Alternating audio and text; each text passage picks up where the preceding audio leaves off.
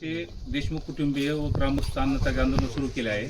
सरकारी वकील म्हणून उज्ज्वल निकमाची नियुक्ती करण्यात आली, पण देशमुख कुटुंब व ग्रामस्थ उपोषणावर ठाम आहे.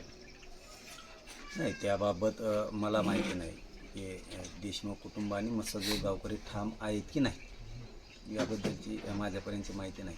परंतु उज्ज्वल निकम साहेबाची जी नियुक्ती झाली, जी आपल्या माध्यमातून कळते, ही चांगली गोष्ट आहे झाली असेल. पण विशेष ते तर ठीकच आहे, ते गरजेचंच होतं. पण विशेष यात महत्त्वाचं काय की जे 6 आरोपी आहेत हे कधी होणार आहेत, हा लय मोठा कळीचा मुद्दा आहे. नुसतं भावनिक करून नाही चालणार. सरकारने छुपा अजेंडा मत्स्यजोग प्रकरणात चालवायचा हे नाही जमणार. लोकांना कळतं ते की छुपा अजेंडा कसा चालू आहे. तुम्ही भावनिक नका करू की यानं भ्रष्टाचार केला, हे पुरावे, यांनी खून केला, हा 6 आरोपी, यांनी गाडी दिली, हा 6 आरोपी, त्याचे कागदपत्र, खंडणी कुणी मागितली, त्याचे पुरावे, कोणत्या पोलिसांनी मदत केली, त्याचे पुरावे आणि त्याचं नाव. फक्त भावनिक करताय तुम्ही या महाराष्ट्रातल्या जनतेला की मी हे काम केलं, आम्ही हे दाखवलं, हे पुरावे दाखवले, हे 6 आरोपी दाखवले. अरे कोणी 6 आरोपी झालंय का 3 महिन्यात आणखी? 2 महिनेपासून निकम साहेबाच्या नियुक्तीची मागणी सुरू आहे. तिला 2 महिने लागतात. शेवटी आंदोलनच करावं लागलं. त्याशिवाय गोरगरिबांना या राज्यात न्याय नाही. फक्त लोकांना भावनिक करायचं, कागद दाखवून, आरोपींचं नाव घेऊन, एखाद्या राजकीय नेत्याचं नाव घेऊन. ते 6 आरोपी झालेत का? नाही झाले. कुठले पोलीस 6 आरोपी झाले का? नाही झाले. खंडणी आणि खून करणाऱ्याला साथ देणारे कोणी 6 आरोपी झाले का? नाही.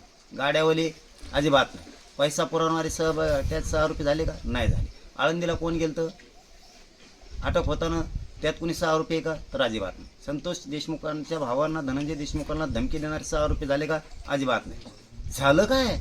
प्रगती काय आहे मॅटरमध्ये? अजिबात नाही. नुसतं भावनिक आहे, कागद दाखवणे आणि मी विरोधक आहे असं दाखवणे सरकारकडून. हे मुख्यमंत्र्यांचं दिशाभूल करण्याचं काम हे सातत्यानं सुरू आहे.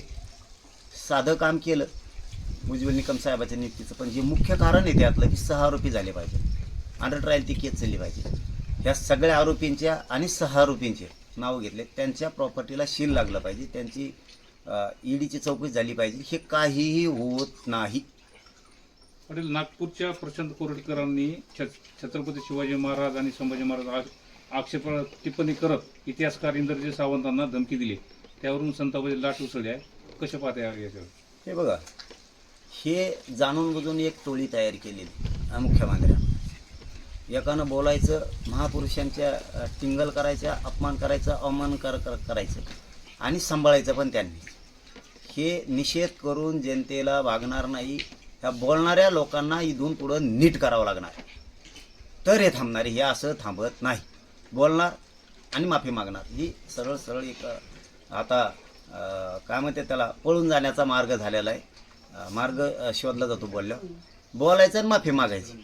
पण तुमचे खरे घाणेरडे विचार हे बाहेर येतात आणि ते तुम्ही दाखवून देतात. त्याला बंदोबस्त करायचा असेल तर इथून पुढं अशा लोकांना आता डायरेक्ट नीट करावं लागणार.